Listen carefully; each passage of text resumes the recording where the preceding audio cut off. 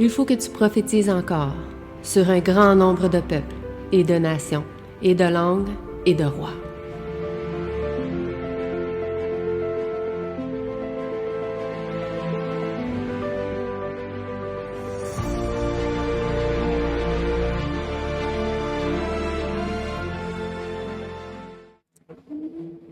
Donc, bonjour, bon sabbat à chacun de vous.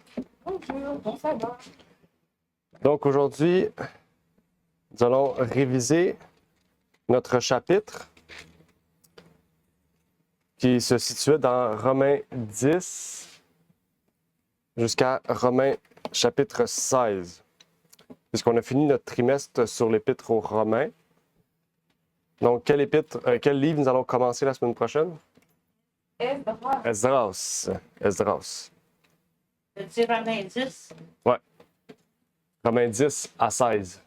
On va aller étape par étape. On va aller à 10, 11, 12. Oui. On va réviser ensemble. Mettre dans le contexte. Exact.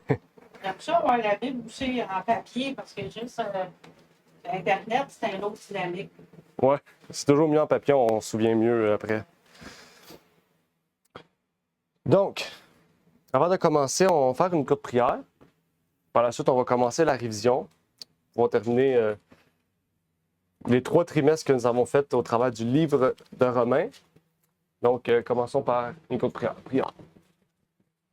Notre Père qui est aux cieux, nous aimerions te remercier pour l'opportunité que tu nous permets d'être aujourd'hui réunis. Merci de nous permettre d'avoir ce local pour nous réunir, Seigneur, t'adorer en esprit, en vérité. Que tu puisses bénir cette journée de sabbat, bénir aussi et protéger ceux et celles qui sont peut-être en route pour venir t'adorer en esprit, en vérité. Et que tu puisses, Seigneur, permettre que ce moment de révision puisse nous être utile pour vraiment bien comprendre les derniers chapitres de l'Épître aux Romains. Je te prie donc pour ces choses au nom de ton Fils Jésus-Christ. Amen.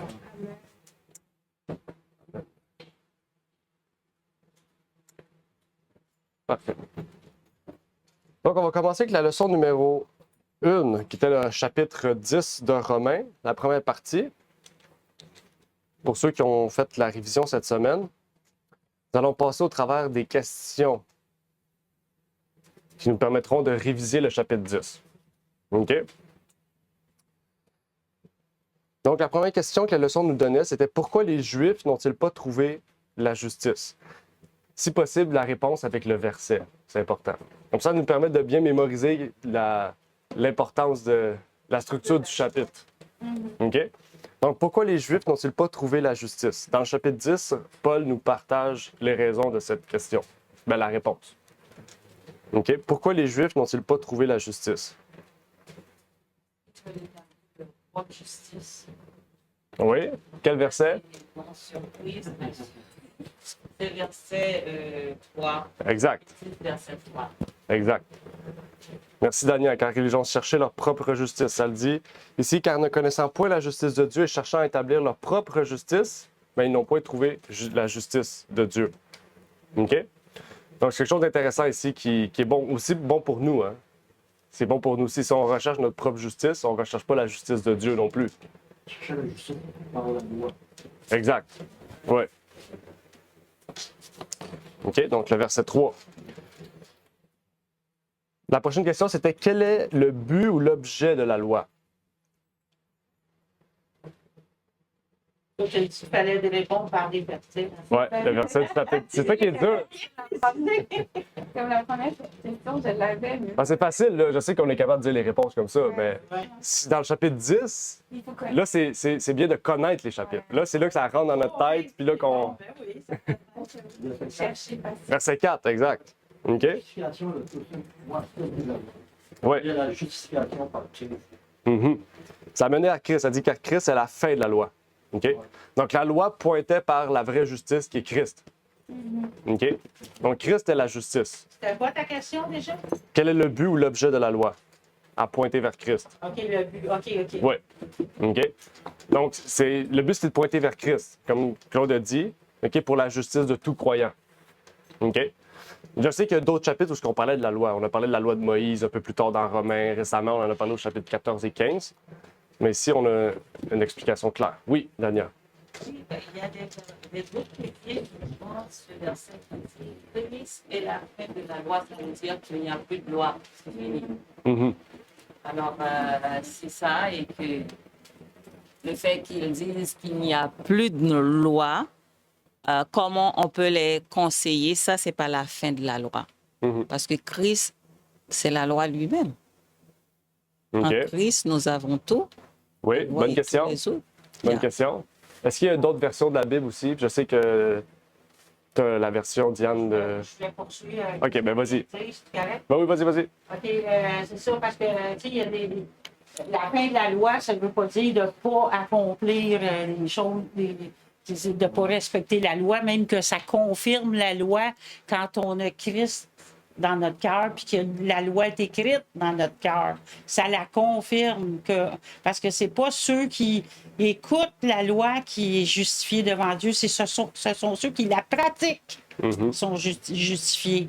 Puis souvent, à la fin de la loi, les gens vont penser, ben c'est fini, on n'a plus besoin d'obéir à les 10 commandements. Là, c'est comme s'ils n'avaient plus. Mais non, c'est toujours d'actualité. C'est juste qu'à la compréhension avec Christ, on voit clairement les choses sont plus à jour, sont plus révélées. Ouais. Puis aussi, c'est les sacrifices ça pointait vers Christ. Les sacrifices, ça, c'est terminé parce que c'est Jésus l'agneau. Mhm. C'est Jésus qui est, dans le fond, la fin de cette loi-là, sacrificielle. Mhm. C'est comme ça que je le comprends. C'est comme ça que je vois la loi, c'est pas une question qu'il ne plus pas. C'est la fin, mais ça veut pas dire qu'elle est abolie, mais ça veut dire qu'elle est accomplie. Mhm. Ben, c'est comme ça, j'ai mis le micro. Oh, non! Correct. Ben, je suis pas habituée d'être dans. Ouais. Peu importe. De toute façon, le micro, il est de très bonne qualité. Fait qu'on entend. N'importe, même si tu serais comme ça, on t'entend, là. J'avais l'air bien excitée, là, mais je suis toujours dans ma vie. J'aime la vie. Pour ceux qui ont d'autres versions que la Sterval, est-ce que vous pouvez le lire dans votre version? Je peux aller voir. Peu importe la version. Là. C'est quel verset? Le verset 3, c'est ça? 4.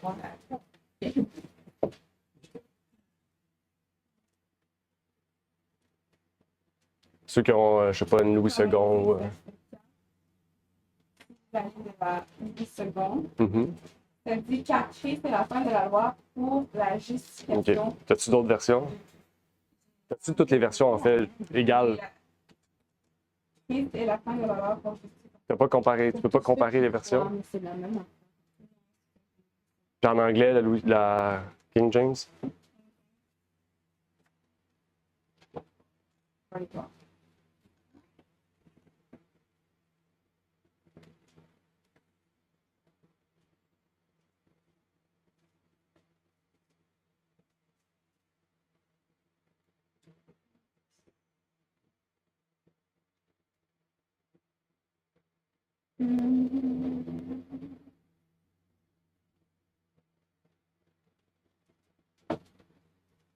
OK.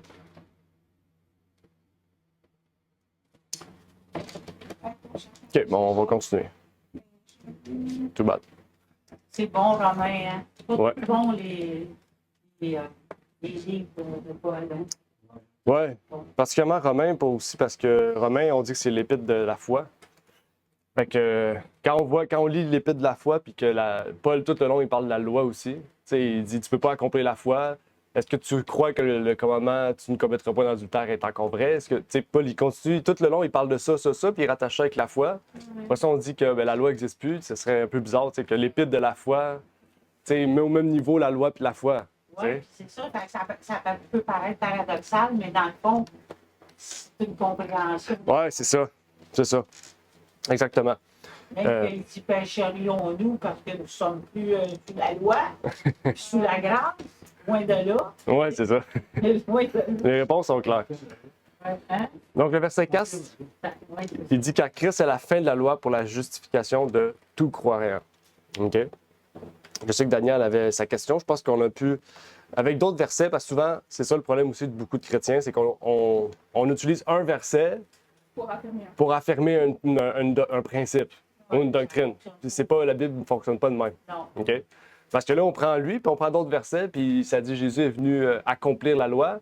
Mais là, finir et accomplir, c'est plus la même terminologie. Donc, il y a un problème Ouais, il y a de compréhension. OK? Donc, En fait, il faudrait bien tout encadrer les versets pour pouvoir voir et comprendre qu'est-ce qu'il y en est. OK? Il y a plusieurs éléments qui montrent en fait que si Christ est à la fin de la loi et qu'il n'y a plus de loi, pourquoi Paul parlerait de la loi? Pourquoi Jacques dirait sans tes œuvres, la foi est morte?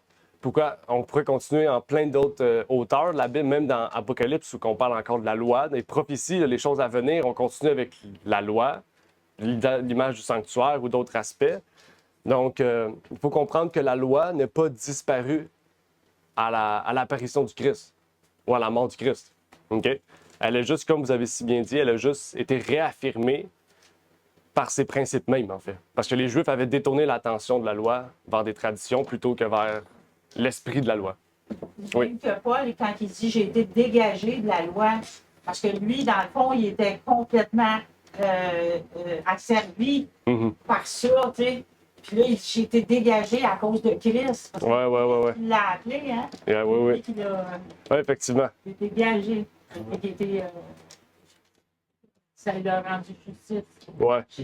Mais il n'a plus été affligé par le fardeau de la loi. Parce que pour les Juifs, la loi, c'était un fardeau. C'est ça. Dans le sens que à chaque chose qu'il faisait, il devait réfléchir est-ce que je le fais bien devant la loi, tu sais. Tandis que devant Christ, c'est plus la même chose, tu sais. On n'est pas à se poser comme question est-ce que je le fais bien devant Christ ou non. Ce que je comprends pas encore, c'est la partie où il dit, tu sais, il a été vraiment, tu sais, il a quand même tué des chrétiens, il les a mis en prison, il les a fait tuer. C'est là que je comprends pas de quelle loi qui faisait tuer des gens. Par quelle loi? C'est là que je comprends pas la petite partie. Parce que si lui, il était dans la loi qui était dirigée par Moïse, ben pourquoi qu'eux autres, ils agissaient ainsi, de tuer des chrétiens, puis de... C'est là que j'ai de la difficulté à comprendre. Quelle explication je pourrais avoir là-dessus? C'est comme les Romains, pourquoi ils tuaient, c'est ça? Donc, pourquoi Paul il tuait les chrétiens? C'est ça que tu veux savoir? Okay. C'est ça. Ben, de la même manière, le principe simple, c'est qu'on peut prendre Jésus. Pourquoi ils ont tué Jésus? Puis le principe simple, quand tu le prends, c'est que pour eux, ils blasphèment leur loi. Jésus blasphémait la loi des Juifs. C'était la raison pour laquelle ils devaient le tuer. Puis une des raisons de plus, c'est qu'il disait vaut mieux tuer une personne pour sauver la nation entière. Donc pour eux, les chrétiens, c'est des blasphémateurs de la loi. OK? Parce qu'ils disent que Jésus-Christ. De tuer, à oui, ce moment-là, oui. il y a un verset qui doit le dire, une blague. Eux autres, ils doivent s'appuyer. Oui, ils s'appuient sur les lois cérémonielles. Là. Oui, c'est sûr. Okay. C'est sûr. C'est là que moi, je connais, j'ai pas cette connaissance. Ouais. Mais oui, ben, c'est la même chose avec l'Église catholique. T'sais, pour quelle raison qu'ils tuaient les soi-disant hérétiques, les chrétiens? Ben, c'est ça, parce que pour eux, c'est des hérétiques. Puis ils s'appuient, c'est ça qui est bizarre, ils s'appuient encore sur la loi qui dit que ben, des hérétiques, ils méritent la mort. C'est extrême, parce que Jésus, il est venu rétablir la loi, puis ça dit de ne pas tuer. T'sais. Ça dit que oui, ça amène l'épée, ça amène la division, ça amène la séparation, ça amène pas des guerres, mais des conflits d'intérêts ou peu importe. Mais les chrétiens, c'est pas ceux qui doivent prendre des armes pour tuer des gens parce que tu n'es pas d'accord avec moi. Ah, c'est ça. Donc, OK, on va continuer. OK? Comment l'obtention de la justice est-elle décrite? On est encore dans Romains 10. Comment l'obtention de la justice est-elle décrite? C'est car quiconque invoquera le nom du Seigneur sera sauvé. OK. Oui, quel verset? Verset 13, oui, il y a verset 11 aussi. Moi, j'ai mis verset 10, mais c'est tous les bons versets. Moi, j'ai dit « Car du cœur, on croit à la justice et de la bouche, on fait confession à salut. » Mais les 3 versets sont bons, OK? Ce qui est important, c'est que la foi vient de notre cœur, OK? Quiconque croit en lui ne sera point confus, OK? Donc, comment l'obtention de la justice est-elle décrite? C'est par la confession publique, OK? Confession publique, OK? Ça, c'est quelque chose d'important. OK? On confesse publiquement croire au nom de Jésus-Christ. OK? Toi, tu vois que la Trinité n'existe pas, là, parce que c'est Jésus qui est Dieu. Effectivement. Il y a beaucoup de textes que tu peux... Oui, il y en a des centaines. Là. On va continuer. À combien de personnes est-elle offerte? À combien de personnes est-elle offerte? On parle de la justice. Tous ceux qui croient. À tous ceux qui croient. Quel verset? 11? 3? Le 12. 12? Ouais, verset 4. Il y a aussi C'est 4. verset 9. Verset 9, OK. Après, de ta bouche, le Seigneur Jésus qui Ouais. croire dans ton cœur. Donc, Jésus la rend sur les morts. Mhm. Moi, j'ai mis verset 13. Car quiconque invoquera le nom du Seigneur sera sauvé. ouais, quiconque, c'est encore plus que grec puis juif. Ouais. C'est quiconque, là. Ouais, il n'y a plus d'épellation possible. Un truc aussi, je vais vous donner un truc vraiment intéressant là, pour vous aider. Les questions sont posées de façon linéaire. Donc, si la première question, c'est le verset 1, le verset 3, la question 2 ne peut pas être le verset 1, c'est verset 3, c'est verset 4 et plus. OK? C'est très Ça, ordonné. ça, c'est un truc. Comme ça, là, vous allez Ça savoir. peut être le même verset. Ça pourrait, Ça pourrait. mais ça peut pas être un verset avant. La façon que les questions sont posées, souvent c'est linéaire. C'est verset 3, après ça va être verset 6, après verset 9. C'est en train de nous dire que C'est un truc. le premier verset, il compte plus. Mais quand t'arrives plus loin. Il compte, mais dans les questions. Ouais, verset 4 est bon, mais eux, tu sais, ils cherchent vraiment un verset précis qui va vraiment bien structurer, bien affirmer la chose. Verset en particulier. Oui, Ça suit. mais il peut y avoir plusieurs versets, c'est vrai. On t'attend avec la prochaine question. OK? De pied ferme. Donc, là, on est à la leçon 2, c'était Romains 11, 1 à 18. Première partie de Romains 11. OK? On est à 11. Ouais, Romains 11. Un à 10. La question, c'est prouver que le Seigneur n'a pas rejeté son peuple. On se remet en question, on remet en contexte. Quel peuple? Parce que là, on pourrait dire, OK, ben, le peuple de Dieu, le peuple d'Israël. Donc là, on parle d'Israël. OK? Là, ici, c'est important de comprendre. On ne parle pas de dispensationalisme. OK? La doctrine qui dit que dans les derniers temps, Israël sera rétabli, peu importe. OK? On parle du fait qu'il y en a qui disent que, tu pourrais voir ici que parce que Jésus s'est tourné vers les gentils, les Juifs sont exclus du salut. Non, Dieu inclut encore les Juifs dans le salut. OK? C'est ça que Paul veut affirmer dans les derniers chapitres de Romains. OK? Donc, Verset 1. ouais, qu'est-ce qu'il y a au verset 1 qui prouve que le Seigneur n'a pas rejeté son peuple? Lui-même de la fille de Je sais. C'est ça que j'attendais. La première chose, c'est Paul. Paul est un Juif. OK? Donc, si Jésus prouverait que les Juifs ne font pas partie du salut, pourquoi Jésus aurait été chercher Paul, qui est Juif? Donc, il y a une raison. OK? Donc, ça veut dire que... Toujours dans Romains 11. Ouais, c'est le verset 1. Verset 1. OK?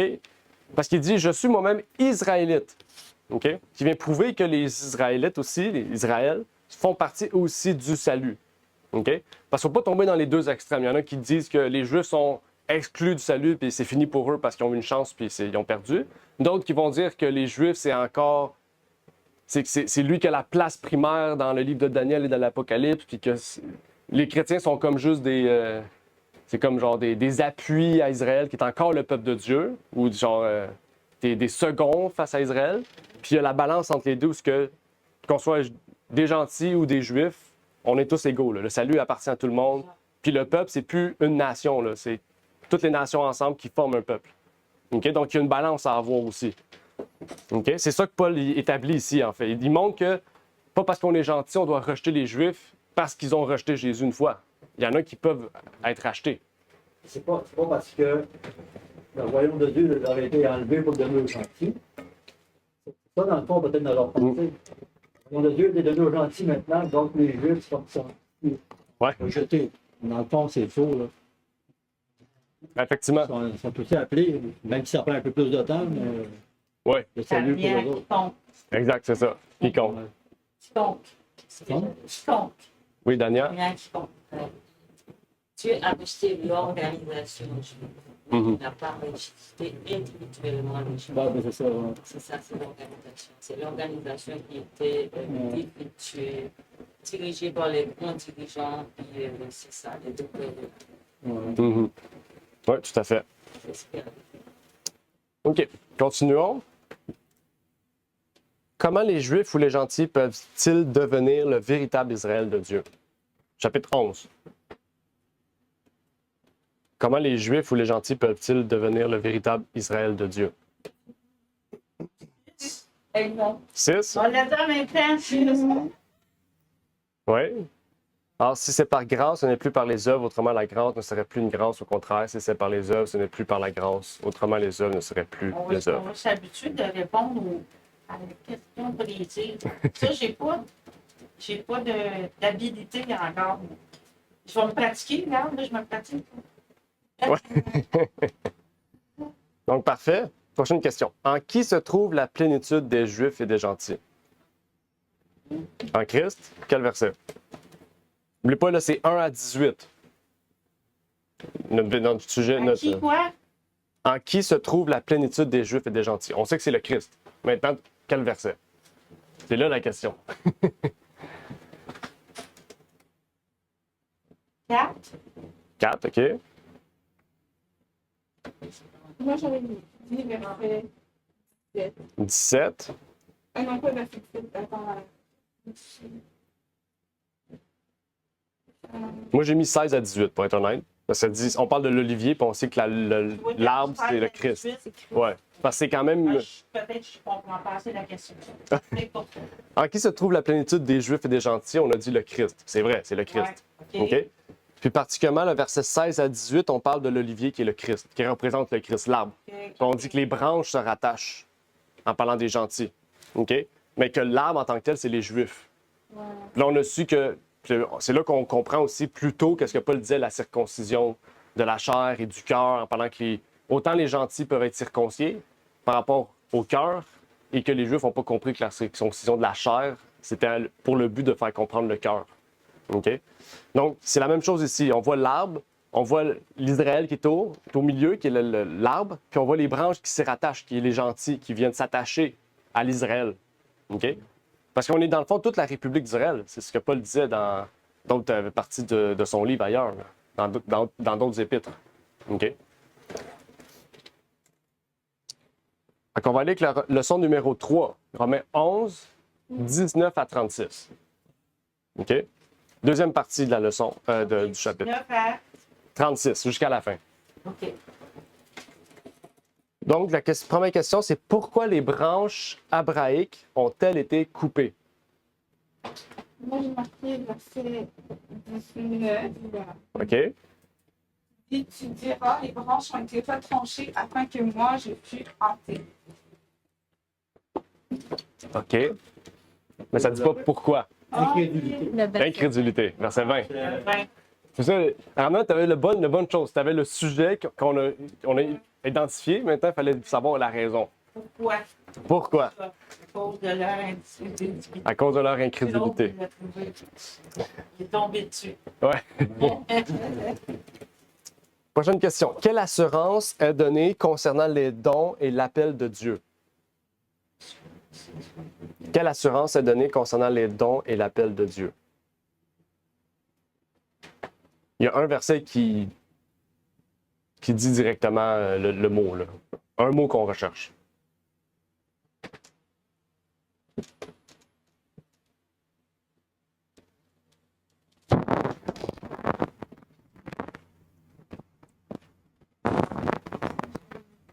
Quelle assurance est donnée concernant les dons et l'appel de Dieu? Oui, verset 29. OK? Car les dons et la vocation de Dieu sont irrévocables. Donc, c'est quoi l'assurance qu'on a? C'est que les dons et la vocation ou l'appel de Dieu sont quoi? Irrévocables. C'est-à-dire que Dieu ne va pas les enlever.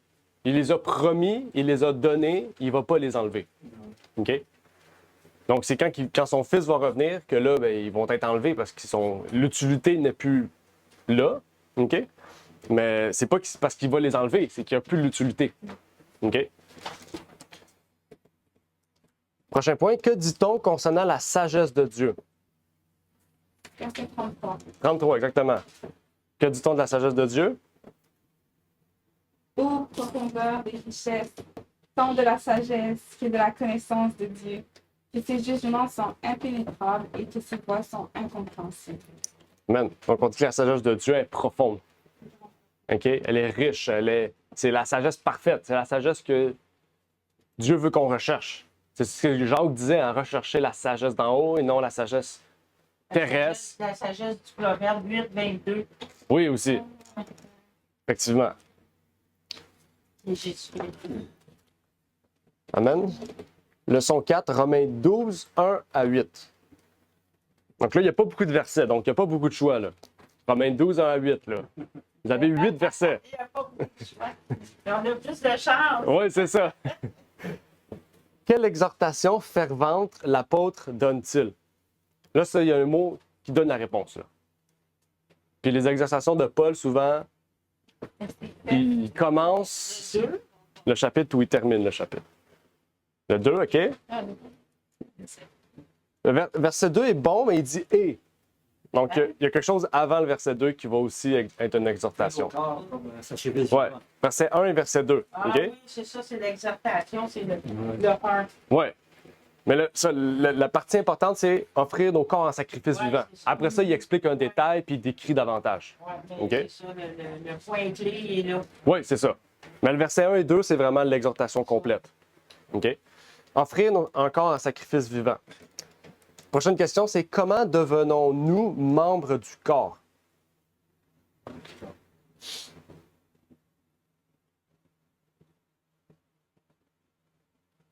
Verset 5. Ouais. Oui, c'est ça. Le 5 qui est bon aussi. Ouais, verset 5, qu'est-ce qu'il dit? C'est comment? Comme en devenant. Verset 5, ça dit ainsi nous, en tant que Dieu, nous sommes un seul corps en Christ et nous sommes chacun en partie les membres les uns des autres. OK. Puis comment qu'on devient membre du corps? Mais en étant en faisant partie du corps de Christ. Exact, en étant en Christ.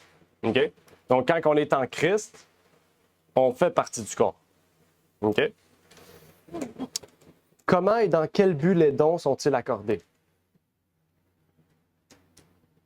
Comment et dans quel but les dons sont-ils accordés? Par les prophéties, le 6. Oui, verset 6. OK? Selon la grâce qui nous a été donnée. OK? Il y en a qui pourrait dire selon. C'est l'Esprit qui décide. OK? Mais là, c'est pas le chapitre là, en question. Donc, c'est un autre épître de Paul où ce qui dit. Paul donne les dons selon le désir de l'Esprit. OK? Mais là, on ne l'a pas ici, fait qu'on ne peut pas dire ça. Là. Donc, c'est selon la grâce qui nous a été donnée. OK? Donc, chacun de nous reçoit des dons selon la grâce de Dieu. OK? Donc, c'est toujours Dieu qui décide. OK? Donc, ça, c'est quelque chose d'important à retenir. Oui. Parce que quand on rentre dans des églises et on dit tout le monde peut avoir le don des langues, Non. c'est en bon moderne, c'est un red flag. C'est un drapeau rouge. Suite désobéissante. C'est ça, indicateur qui est mauvais. Là. C'est pas le pasteur en avant qui décide que tout le monde a les dons. OK? Puis s'il s'appelle en plus prophète ou apôtre, ça c'est un autre point, un autre drapeau rouge. OK? Donc, il y a des indicateurs comme ça qui sont clairs dans la Bible. OK? Dans le ministère, toi, tu sais quoi? T'es-tu ancien? Ancien. T'es ancien? Ouais. Il y en a qui s'appellent pasteur, mais. Ben, moi, j'aime bien. Je préfère ancien Ouais. selon les Écritures. Ouais, c'est ça. Ben, tous les pasteurs sont des anciens. Fait que, de base, c'est ça. Ce type-là. Ouais. Ben, c'est personnel. Ouais, c'est ça. Ça ne veut Mais, pas dire que je suis plus de connaissance qu'un autre. C'est juste que ça coïncide plus. ouais, je Parce que comprends. j'entends trop souvent le mot pasteur, puis il y a trop Ouais. de farfouillage. Ouais, non, je suis d'accord. Mais j'aime mieux qu'on m'appelle Olivier, c'est plus simple même encore. Parce que pour moi, c'est. De toute façon, quand on pose la question, on s'adresse, on sait que Ouais, c'est ça. Exact, C'est important exact. qu'il soit là pareil. Ouais, je comprends. Olivier. Il reste une dernière question. Oui. Citez certains de ces dons. C'est la première question. Quels étaient les dons que Paul relatait du chapitre 12, versets 1 à 8? Quels étaient les quoi? Les dons. Il y avait Il y a quand même beaucoup de dons. Tout le monde peut en nommer un. Ouais, donc, prophétie. Ministère, prophétie, enseignement. Après, exhortation, La libéralité. libéralité. Amen. C'est dans quel verset? 6, 7, 8. OK. OK? Oui.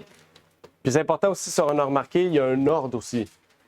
Prophétie, ministère, enseignement. Paul y va avec un ordre précis aussi qui est important. OK? Je ne l'ai pas dans le verset 8. Non?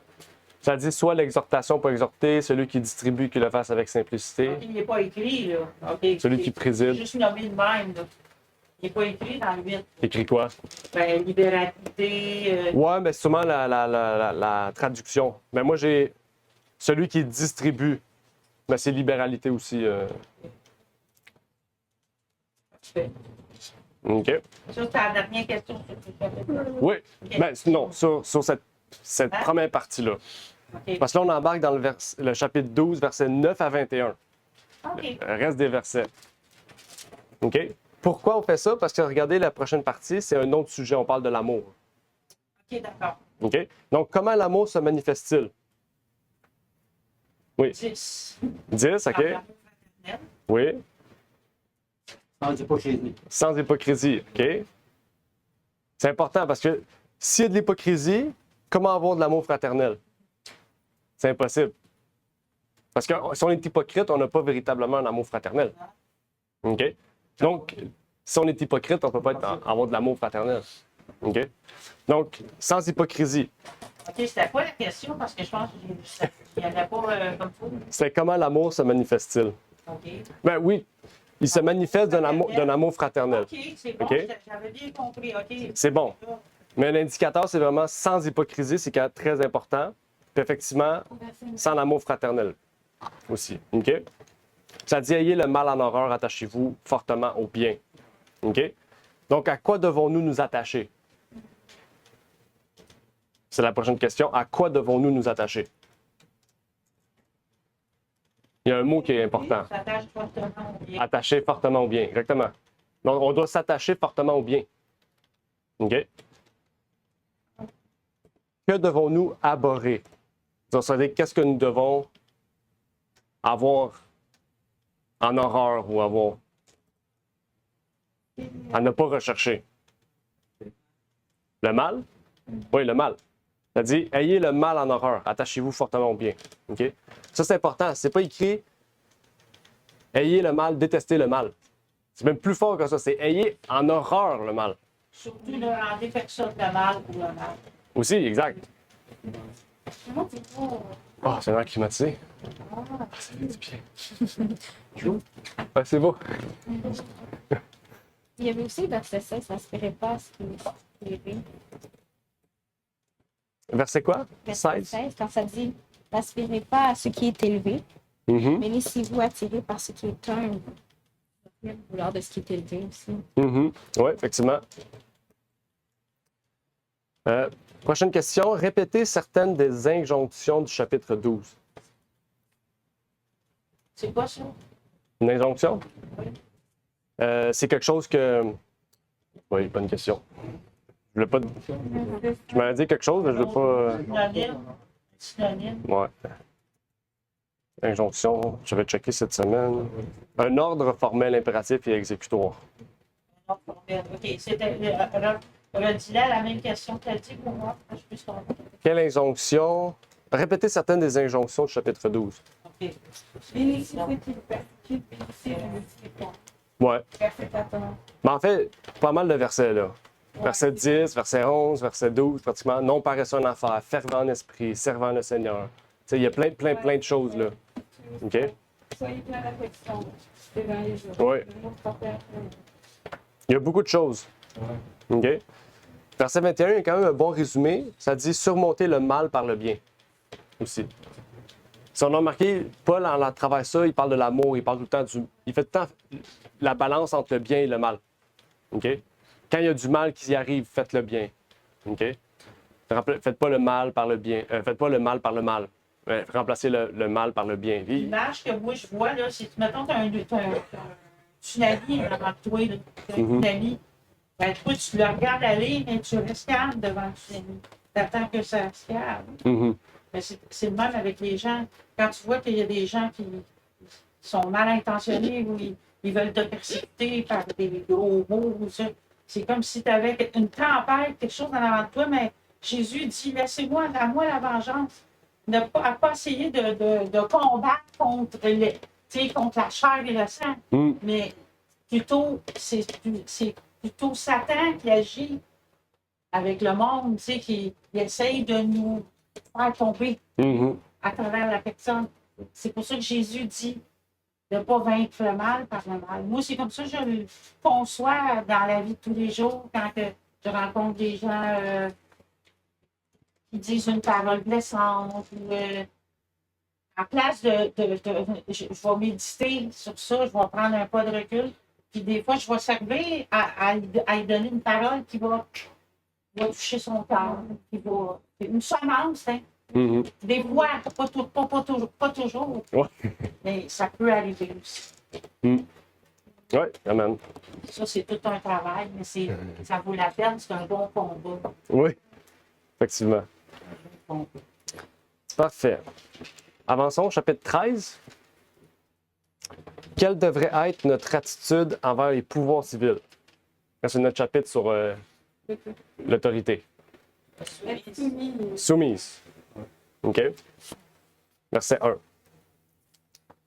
Que dit-on de ceux qui résistent à l'autorité civile? Ils résistent à l'ordonnance de Dieu. À l'ordonnance de Dieu. OK? On avait parlé de ça quand même beaucoup, parce qu'il y en a qui diraient, OK, ben, on aurait dû prendre le vaccin.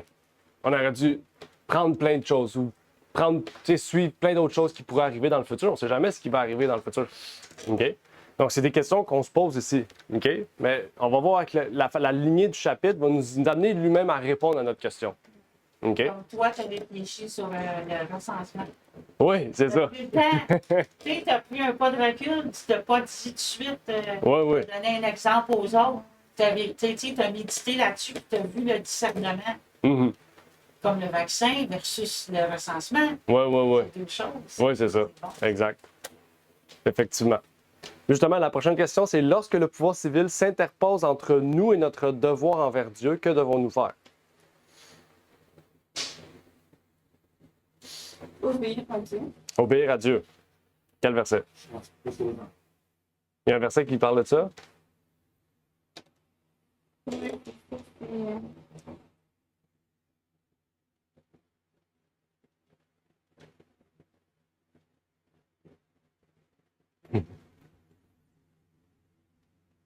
Et dans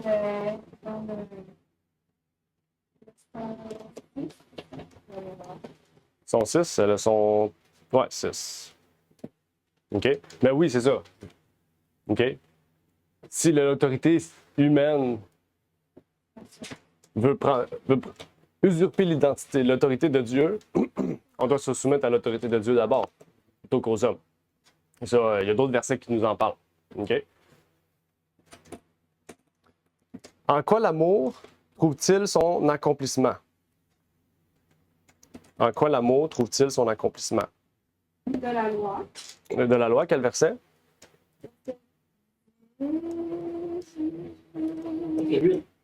Verset 8. OK, oui, verset 8. Verset 10 aussi, on dit l'accomplissement de la loi. Mais ça dit l'amour et l'accomplissement de la loi. Ah ben, ça donne la réponse, mais le verset 8 aussi. On en a parlé tantôt. Hein, Oui. Parfait. Comment résume-t-on l'amour?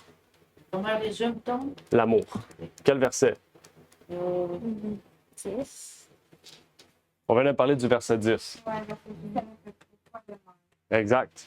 OK. L'amour ne fait point de mal à son prochain. OK. Donc ça, c'est un résumé de l'amour. Que devraient faire ceux qui connaissent les temps?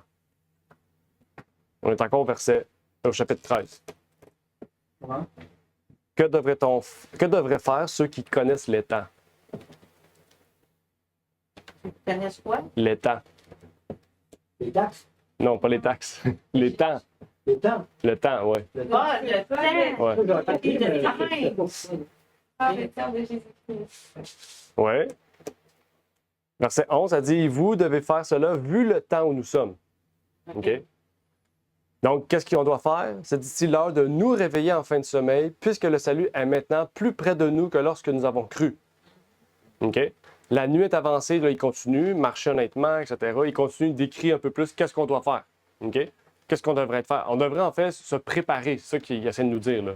OK? Sortez des ténèbres, marchez dans la lumière, marchez honnêtement, revêtez-vous des armes de lumière. On parle de l'armure du chrétien. OK?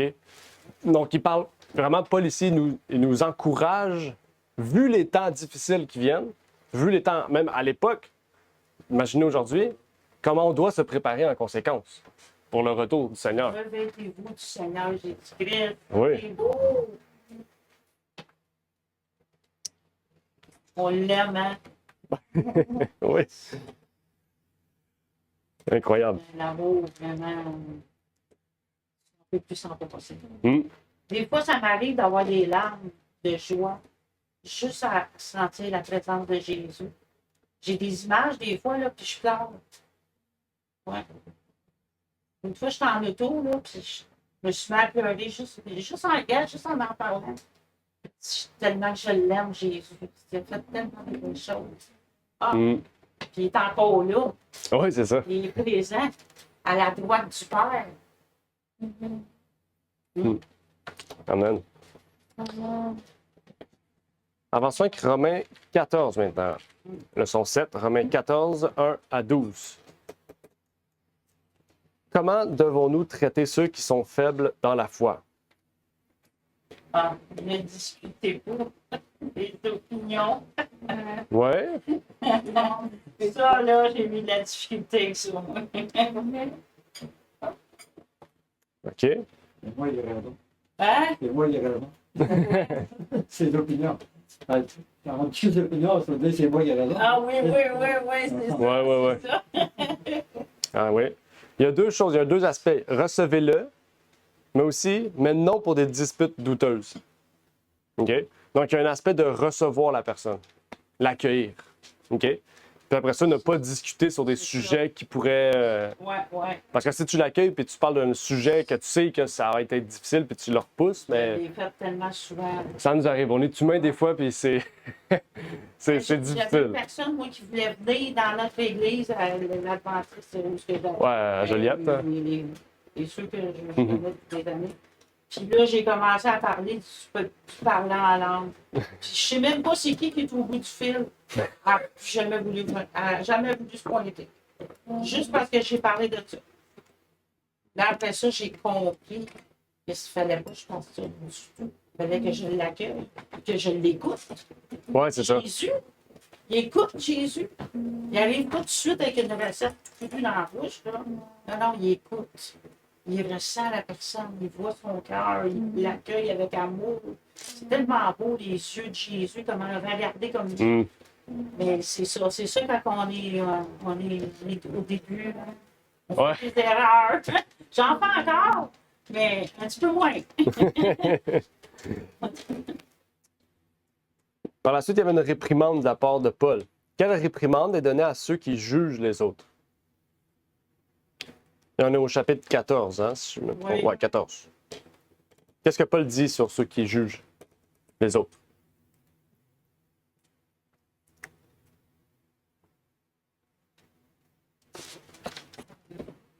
Verset 4. Oui, verset 4. Ouais, c'est ça. Oui. Qui es-tu, toi, pour condamner le serviteur d'autrui? Ça, c'est important. C'est une belle phrase. Qui es-tu, Ouais, toi, pour condamner le serviteur d'autrui? Uh-huh. OK? Il ne travaille pas pour toi, là. Les gens ne sont pas à tes pieds, ils sont Non. aux pieds de Jésus. On est tous égaux, donc toi, t'es qui pour juger le serviteur de Dieu? Uh-huh. OK? C'est bon, hein? Donc, c'est quand même quelque chose d'intéressant ici. Là. C'est une belle question que Paul nous donne ici. À qui chacun doit-il rendre des comptes? Pour lui-même. Pour lui-même, OK? Mais à qui? Adieu. À Dieu. OK, verset 4. OK. Verset 12, c'est pourquoi chacun doit rendre compte à Dieu pour lui-même. Ah oui, c'est ça. Pourquoi j'ai marqué verset 4? J'ai marqué le verset du verset 12, mais j'ai écrit verset 4. Ouais, verset 12. Que dit-on de notre influence? Quel mot? Que dit-on de notre influence? C'est pas le meilleur mot là, qui est marqué. Moi, j'ai marqué le verset 5 parce que là, le mot est quand même mal structuré. J'ai dit celui-ci estime un jour supérieur à un autre. Celui-ci estime tous les jours égaux, que chacun soit pleinement persuadé en son propre esprit. OK? Il y a d'autres versions qui disent en leur propre conscience. Chacun soit pleinement persuadé en leur propre conscience. OK? Ça, c'est important, la conscience. OK? Parce qu'on peut suivre des choses parce que c'est ça que j'ai entendu dire qu'il faut suivre. Mais le plus essentiel que Paul soulève ici, c'est qu'on soit persuadé dans notre conscience. Parce que même si même si ce que tu pratiques est vrai, si ta conscience ne se sent pas à l'aise, c'est un péché. Tu comprends? Parce que Jésus, c'est ça qu'il veut. Il veut marcher selon notre conscience. Tu sais, il veut qu'on l'accepte dans notre vie en étant conscient, en pleine conscience, pour vraiment qu'on le suive volontairement. C'est ça, en fait. Parce que quand tu es conscient de pourquoi tu suis Jésus, tu vas être capable de défendre cela. Avec conviction, pas juste « Ah, ben je fais ça, tu sais, parce que c'est écrit là, va lire. » Non, tu vas être capable de défendre de ton plein cœur. Comme Diane dit, tu sais, on va être capable de le défendre, puis la personne va le ressentir que ce que tu défends, tu le crois, là. Tu le vis, puis tu sais, la personne va dire « Wow, OK, c'est des convictions fortes, là. » OK? C'est pas une opinion politique, là. T'es convaincu. Exact. Vraiment. La conviction. Ouais, Convaincu, c'est la conviction. ça. C'est ça que Paul il soulève ici. Il veut que nous ayons une conviction. OK? Ça, c'est bon pour chacun de nous parce qu'on peut croire en des choses qui sont vraies. Mais est-ce qu'on a la conviction? Est-ce qu'on est convaincu de ce que l'on croit? Ou on le croit parce que mes parents l'ont dit ou parce que le pasteur l'a Nos pas ne dit? chancellent pas. Hein. Nos pas ne chancellent pas aussi. Oui. On voit avec conviction. On a une force en dedans de nous. Oui, c'est ça aussi. Sens. Tout à fait, tout à fait. Tu sais, c'est l'assurance, on a tout ça là, qui s'accompagne. Tout à fait, effectivement. Effectivement. À qui appartenons-nous tous? On n'aura pas le temps de tout faire, parce qu'il est déjà 38. Ça va être ta dernière leçon qu'on va pouvoir réviser. À qui appartenons-nous tous? Christ, À Christ, verset 8. OK? Quel a été le prix de notre salut? La mort, personnellement. Mort, exactement, la mort. J'ai marqué mort et résurrection du Christ, mais la mort, effectivement. OK? Devant quel tribunal solennel devons-nous tous comparaître? tribunal de Christ. C'est Christ. Verset 10, c'est exactement le tribunal de Christ. Je le savais, je l'ai Ouais. vu, le verset. C'est des choses qu'on sait. Oui, Mais là, on a le verset. ouais, en plus. En plus, on l'a. OK? Le tribunal de Dieu. C'est du Père.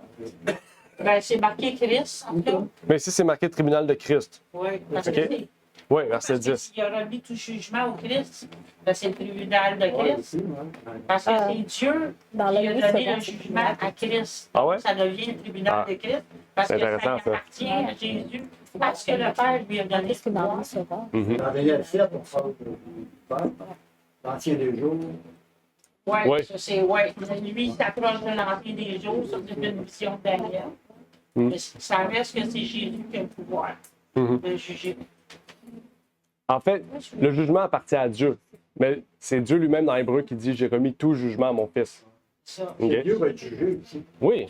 C'est une autre affaire. Ben, c'est parce que Jésus, quand tout va être remis dans le corps de Christ, quand tout va être en lui, il va remettre le royaume à son corps. Fait qu'il y a des étapes. Oui, oui, c'est ça. Oui, oui, c'est ça. C'est ça qu'on Il y a un ordre puis Ouais, c'est un ça. processus. Là. une chronologie. Exact, c'est ça, une chronologie. Bon terme. OK. On va arrêter ici. J'aurais aimé continuer, mais là, le temps Oui, ça passe fait vite. défaut. Oui, ça avance vite. Fait que ça nous a quand même aidé à pouvoir vraiment. On finit ça là? Ouais. Ça nous a rattaché. Ben là, on va continuer, on va chanter, on va faire la Ah, suite. OK. Moi, je suis comme un sang enfant. On fait quoi? OK. C'est vraiment important. Donc, on va commencer. Oui, on va commencer par terminer par une prière, désolé. Donc, prions. Notre Père est aux cieux, nous aimerions te remercier pour l'opportunité que tu nous permets d'être ici réunis. Merci déjà pour la leçon, le trimestre, en fait même les 3 trimestres que nous avons étudiés sur l'Épître aux Romains, Seigneur, que nous avons terminé. Maintenant que nous allons commencer un autre livre, Seigneur, à étudier pour un autre trimestre, que tu puisses nous guider, nous éclairer, Seigneur, nous montrer la voie, Seigneur, et au travers de cette étude, nous permettre de mieux comprendre ce livre à l'Esdras que nous allons étudier, Seigneur, et pouvoir vraiment établir pour notre temps et en faire ressortir les leçons essentielles pour nous, Seigneur, et les derniers temps que nous vivons sur cette terre. Et que tu puisses permettre que ton esprit puisse nous guider, Seigneur, pour que tu puisses travailler en nous, Seigneur, et continuer à forger un caractère et Seigneur, nous rendre avec une conscience pure, Seigneur, de tout ce que tu veux faire en nous, Seigneur. Je te prie donc pour ces choses, au nom de ton Fils Jésus-Christ. Amen. Merci d'avoir écouté cette vidéo. Si vous désirez rejoindre l'œuvre au Québec, veuillez nous contacter par email à asjh1889 de Terrebonne à commercial@gmail.com